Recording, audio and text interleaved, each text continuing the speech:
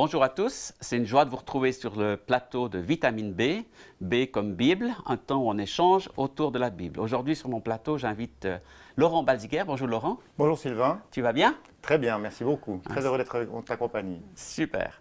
Alors tu peux te présenter pour les gens qui ne te connaissent pas, quelle est ton activité principale? Alors, mon activité principale, je suis directeur de l'énergie. Non, je suis.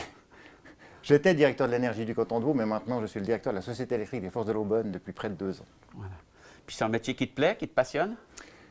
Oui, parce que je suis passionné par mon implication dans la société, en fait. Je crois Dieu nous a mis au milieu d'un jardin, au milieu de ce monde. Chacun y a sa place, chacun a quelque chose à y donner.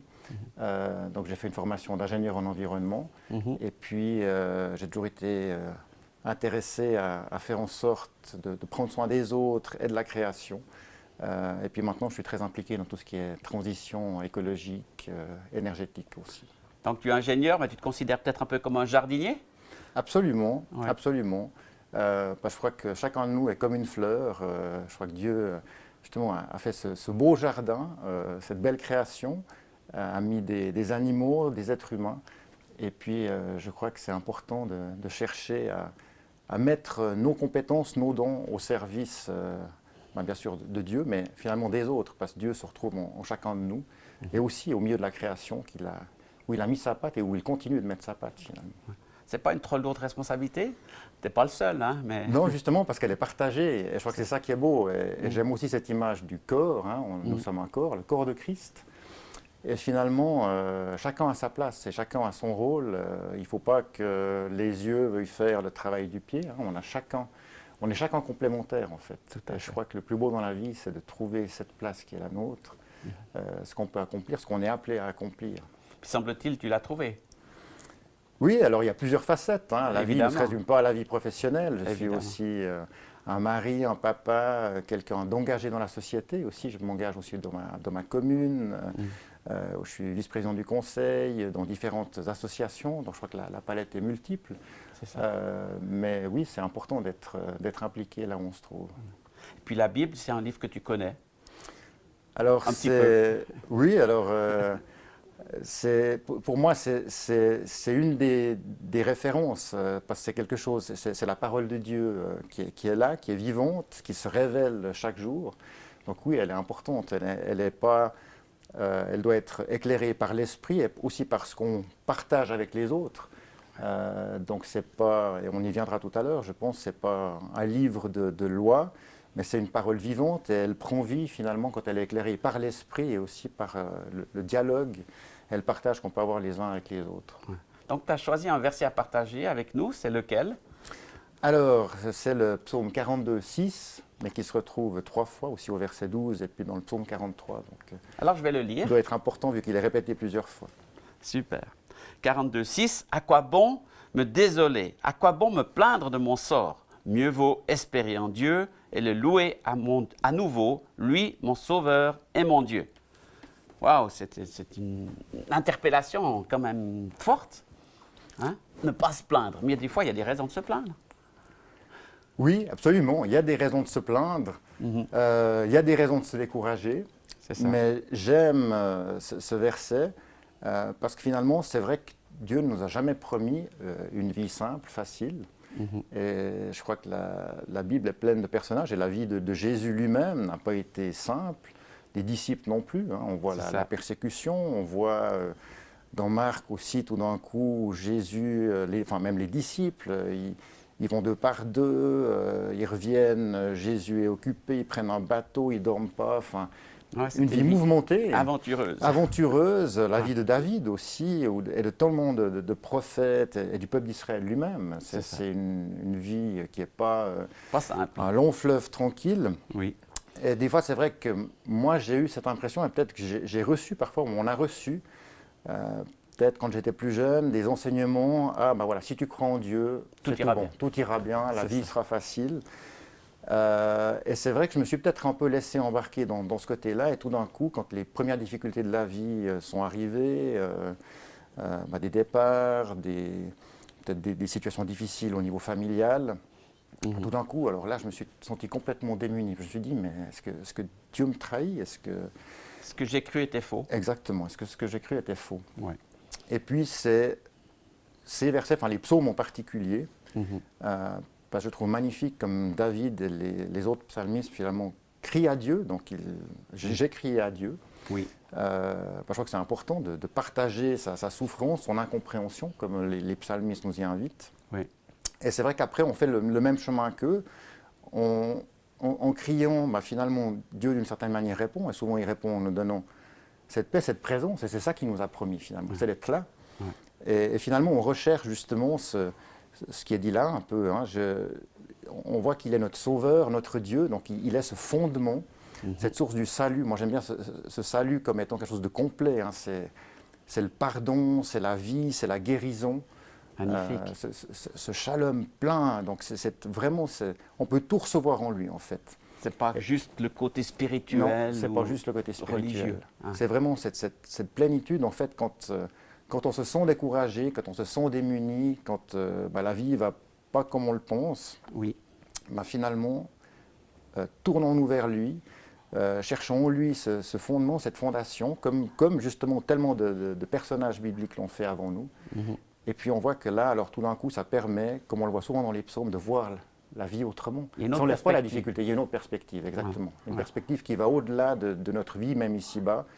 On ne sait pas, on ne comprend pas tout ce qui nous arrive et le pourquoi. Mais finalement, on a cette foi, cette confiance que ça sert à quelque chose dans la durée. Et on voit cette personnalisation, David, qui dit « mon sauveur, mon Dieu ». Comment tu le vis, toi, ça, cette proximité? C'est la relation. C'est finalement, je pense que quand on s'adresse justement à Dieu, on lève le nez de notre situation et même de ce livre et de ce que les autres ont pu vivre et on le vit nous-mêmes. À quelque part, comme on se parle maintenant, tout d'un coup, c'est plus par l'expérience de quelqu'un d'autre, mais c'est en lien direct. Et je crois que c'est ça qui est magnifique, et c'est ce que chacun de nous peut vivre finalement, de se dire, c'est pas seulement Sylvain, Laurent qui peut le vivre, mais c'est chacun, on peut chacun s'adresser à ce Dieu qui est toujours là, qui est vivant, qui nous offre ce salut et qui nous offre sa présence en tout temps. Et il pose une question intéressante, à quoi bon me désoler ou me plaindre? Peut-être qu'il y a déjà eu un peu d'expérience de plainte qui a duré. Hein? Oui, et puis après, on voit qu'elle continue. Alors ça, c'est les psaumes de Corée, en plus, qui étaient les descendants de Corée, qui avaient fait un mauvais choix et qui étaient, je dirais, qui a vécu une fin tragique. Mais on voit là aussi que ces descendants, ils ne restent pas là-dessus. Donc je crois qu'on peut se plaindre, c'est légitime finalement d'apporter cette souffrance, mais il ne faut pas en rester là. Voilà. Ça nous détruit, ça détruit notre entourage. Et c'est ça que j'aime finalement, parce que la vie, effectivement, tant au niveau professionnel, quand on dirige une société, quand on a une famille avec 5 enfants adultes ados, oui, il y a des moments difficiles, il y a des moments où on passe par des épreuves. Dans ces épreuves, quelle va être mon attitude? Et ce verset m'a toujours relevé et encouragé, je dirais, dans ces épreuves, de dire, ok, maintenant Laurent, oui, c'est vrai, il y a un temps difficile, mais voilà, ressaisis-toi et cherche les fondements, les vraies fondations, et c'est cette foi en ton Dieu qui est ce sauveur qui t'apporte finalement, justement pas seulement ce salut spirituel, mais qui t'apporte, qui me redonne cette confiance, qui prend soin de moi, quelle que soit la situation. Puis dans tous les domaines de la vie. Dans tous les domaines de la vie. Voilà. Puis là, il dit, alors la solution pour le psalmiste, c'est le louer à nouveau. Comment tu vis ça, toi? Alors, déjà, la reconnaissance, elle s'exprime de plein de manières différentes. Alors, par le chant, que tu connais bien, par cette louange qu'il est important de vivre à la fois seul et ensemble, en communauté. Par des paroles. Je crois que nos paroles, elles ont une puissance. Absolument. Dieu a créé le monde et nous a créés par sa parole. Donc je crois que ça, c'est quelque chose de très fort. Et je crois d'exprimer, d'oser exprimer, même quand les choses ne vont pas bien, c'est une forme de proclamation. Puis après, il y a l'attitude. Il y a l'attitude qu'on a face aux situations, face aux choses. Et je crois qu'on est très observé, plus qu'on l'imagine. Et je pense que c'est important d'avoir et de montrer cette attitude positive, cette confiance qu'on a, que Dieu tient les choses dans sa main. Donc la louange pour toi, c'est une confiance dans celui que tu aimes, que tu connais. Voilà. Et qui s'exprime Mhm. par du chant, par des paroles et par une attitude. Qu'est-ce que tu dirais à quelqu'un qui n'a pas l'habitude de louer Dieu? Comment il peut rentrer dans cette dimension? Alors justement, de manière très simple, Ouais. par des paroles, disons merci. Ouais. Dire merci, dire aussi je t'aime, que ce soit d'ailleurs à sa femme ou à ses enfants, à ceux qui sont autour de nous, montrer toute la manière dont on apprécie ceux qui sont autour de nous. Ouais. Et on peut dire la même chose à Dieu, mais cette manière d'être reconnaissant, de faire des retours positifs, hein, ce qu'on appelle les feedbacks aussi, je crois que c'est important, c'est ça qui nous élève les uns et les autres. C'est pour ça qu'on a besoin d'être un corps. Donc simplement, je crois, d'exprimer notre reconnaissance à ceux qui sont autour de nous, à la vie et à Dieu lui-même pour les belles choses, une belle fleur, ce soleil aujourd'hui, enfin toutes sortes de raisons. Ouais. Donc toi, tu es une personne reconnaissante en général. Ou tu l'as appris? Je l'ai appris, voilà. Tu Je l'es crois devenu. voilà, alors je l'ai peut-être été très jeune, justement, j'étais dans une forme de presque d'euphorie avec le. Je me suis tourné vers Dieu ado, il y a eu tout un enthousiasme, presque une euphorie, toute une série d'années, puis après tout d'un coup il y a des difficultés qui apparaissent. Voilà. Puis là ça s'est peut-être un peu cassé, c'est vrai, une profonde remise en question, et puis c'est vrai que je pense que c'était l'occasion de reconstruire, de poser des fondations solides, et c'est vrai que ce verset, ou ces versets, vu qu'ils ont répété 3 fois dans le psaume 42 et 43, m'ont redonné finalement ces fondations solides. Ouais. Donc c'est quelque chose qui revient régulièrement, c'est pas ciblé dans des moments spécifiques. Non, mais c'est ça qui est magnifique avec la parole de Dieu, c'est que chaque verset nous parle, mais il y en a, comme celui-là pour ma vie, qui, dans les moments où il y a peut-être du découragement qui pointe, ou une fatigue, pour toutes sortes de raisons, ben voilà, je peux me rappeler, me raccrocher. Et ça me rappelle aussi justement les expériences passées. Oui. Et on voit dans la Bible justement, souvent, hein, elle sert aussi à ça, elle sert à nous rappeler la fidélité de Dieu dans le passé. Oui. Que ce soit dans la vie justement du peuple d'Israël, de l'Église, mais aussi dans notre propre vie. Ça nous ramène aussi à, tiens, ce verset, je me souviens, je l'avais reçu à tel moment, ou je l'avais relu à tel moment. Oui. Et puis effectivement, Dieu a été fidèle, et puis ça m'a aidé à sortir, à changer aussi ma vision des choses, parce que finalement, peut-être que la situation ne change pas, mais ma vision de la situation et la manière de la vivre va changer. Voilà. Donc c'est à la fois un livre historique, puis à la fois un livre actuel. C'est assez incroyable. Ah oui, pour moi, c'est le meilleur manuel de management que je connais. C'est ma référence quotidienne, et chaque jour, ça me parle d'une manière extraordinaire.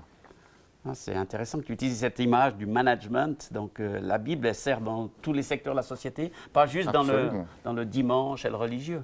Absolument. Ouais. Et justement, ce n'est pas que des valeurs, mais c'est la vie. Ça nous ramène à l'essentiel, pas seulement à des dogmes ou des principes, mais justement comment vivre concrètement des situations bonnes, joyeuses. Hein. La Bible nous invite aussi à la fête, mais aussi comment peut-être aborder des situations plus délicates dans les relations. Enfin, on voit toutes sortes de relations difficiles dans la Bible aussi, hein, donc c'est un magnifique exemple. Mais alors, c'est pas un livre qui te donne des solutions toutes cuites, toutes faites comme ça. Tu ouvres au hasard puis tu trouves la réponse.